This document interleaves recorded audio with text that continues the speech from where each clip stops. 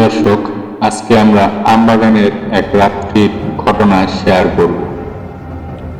ঘটনাটি ঘটে আমার এক মামাতো বোনের সাথে এবং ঘটনাটি সম্পূর্ণ সত্যি। ঘটনাটি 2007 সালের। আমার মামাতো বোনের নাম জাহানারা।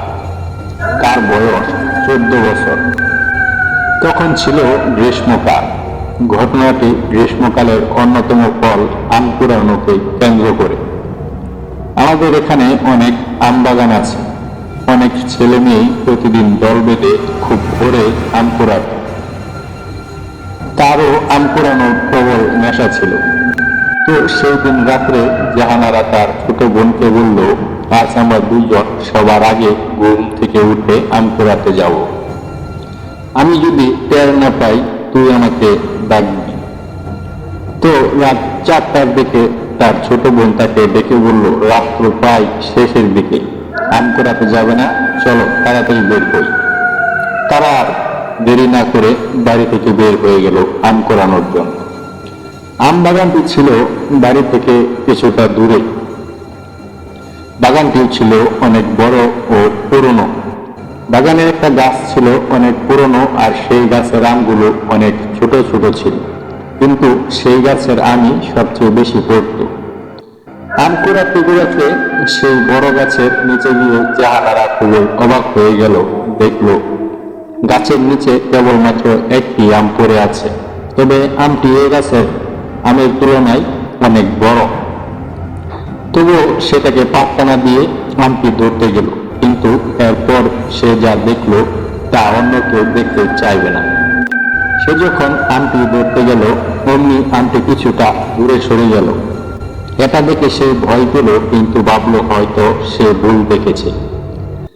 আবারও সে আমটি ধরতে গেল, কিন্তু এবারও ওই একই ঘটনা ঘটলো তার সাথে। আবার যখন সে আমটি ধরতে গেল, তখনই আমটি এমন একটা ভয়ঙ্কর আকৃতি ধারণ করলো, যা দেখা মাত্রই সে বেহুশ হয়ে ওখানেই পড়ে গেল। ঘটনাটি এখানেই শেষ হলেই ভালো হতো, কিন্তু এরপর যা ঘটলো এক কথায় অবিশ্বাস্য। যখন আজানের সুর শুনে তার হুঁশ ফিরল, তখন সে গাছটির নিচে পড়ে আছে। আশেপাশে কেউ নেই, এমনকি তার সাথে যে তার ছোট বোন এসেছিল তাকেও খুঁজে পেল না। তাকে খুঁজে না পেয়ে সে দ্রুত তাড়াতাড়ি করে বাড়ি এসে দেখে তার বোন এখনো ঘুমোচ্ছে। এটা দেখে সে অনেক অবাক হয়ে গেল। তখন সে তার বোনকে ডেকে তুলল আর বলল, তুই কেন আমাকে একা ফেলে চলে এসেছিস? কিন্তু তার বোন কিছুই বুঝলো না। উপরোক্ত জাহানার হাতে আমের ব্যাগ দেখে তার ছোট বোন বলল, আপু, তুমি একাই আম কুড়াতে গেলে, আমাকে নিয়ে যাওয়ার কথা ছিল। এ কথা শোনার পর জাহানারা আবার অজ্ঞান হয়ে গেল। সকাল থেকেই তার গায়ে প্রচন্ড জ্বর।